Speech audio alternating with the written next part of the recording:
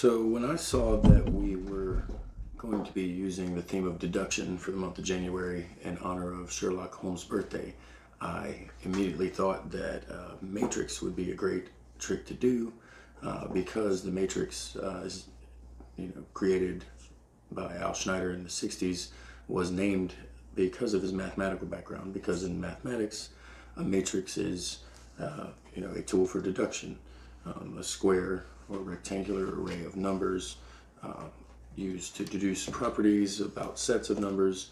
And then in logic, of course, the matrix is also a tool of deduction for solving logic puzzles, things of that nature. In magic, however, the matrix, as we know it, is 4 cards and 4 coins in a square or rectangular array, similar to the mathematical version. And in the most common versions, similar to Al Schneider's, the performer will cover the 4 coins with 4 cards, like so. And then through a process of magical motions or something along those lines, it will cause all 4 coins to be transported into a single corner, like so. I've always enjoyed this plot. It's one of the first ones I ever picked up. It's very visual, it's quick, it's pretty easy to follow. But I digress. When I realized that the end of the month was coming up, I had to ask myself the question, can your practice spare you for a few days? Because the game is afoot, and your participation may prove invaluable. So I began to come up with this little thing and put it all together. I didn't want it to be the same old hokey patter.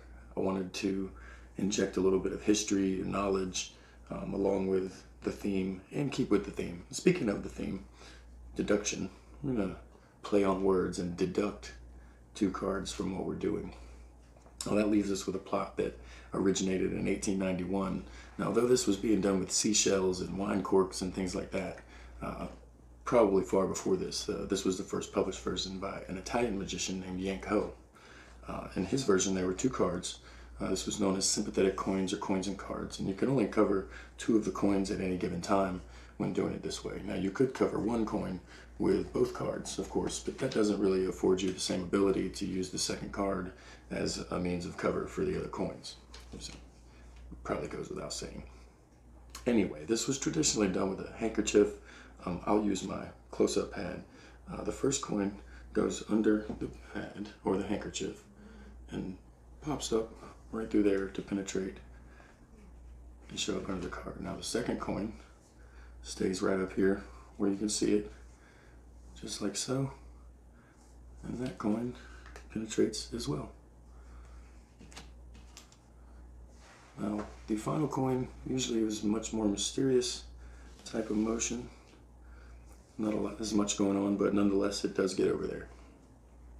Now that was a very old version. Now that version was actually put out, as I said, in 1891, which ironically or coincidentally happens to be the same year that the first issue of The Adventures of Sherlock Holmes was published. So the coin matrix, in the way that we know it, and Sherlock Holmes actually share a very similar lifespan in that regard. But to keep with our theme of deduction, we're going to deduct 1 more card. Now, a coin matrix with a single card doesn't offer the performer a lot of room for hiding things. Let's just say it. Now, no matter what you do, you're going to see a lot of what's going on. Unfortunately, there's really no way around this. So we will take the final coin of all of them, and we'll just watch this one penetrate right through there, just like so. Now, one of my favorite things about coin matrix work is something that's been done recently, the surprise ending, where everything kind of backfires and jumps back to the original position. And I really like this. I think it's very visual. It's a nice adaptation of the plot, and it's just one of my favorite things to throw in when I'm doing this kind of work. The versions of this that I know were inspired by Derek Dingle and Shudogawa and some of their work. I've also put to duck 1 more card real quick. Also looked into a lot of the work by David Roth, Michael Lamar. There's so many people who have worked on this plot. It's really hard to credit everyone, but The most modern versions that I particularly have worked on, and I think become very popular as of late, is barehanded matrix work, where you don't have cards, and they look a lot different. I'll try to give you a demonstration of that now. So same thing, 1, 2, 3, and watch the 4th coin. Even without cards, you can still see it jump over. Now that one kind of catches you off guard because maybe you don't really see it coming, but we'll give it next one a rub, and it'll jump right over as well. So that's 1, 2, 3 on this side. Watch that one. We're gonna watch them switch. Ta-da! I'm just kidding. All right, so we'll just reset these right here. Now, one of my other favorite things about barehanded coin work is its ability to replicate a lot of the things that people are doing with card matrices. Matrices, it's a weird word, and making everything happen in a flash. I wish I had more matrix to share with you, but that's all I got. I hope I did it justice. I hope you enjoyed it and possibly learned something about the history of this wonderful plot and magic. We'll see you next time.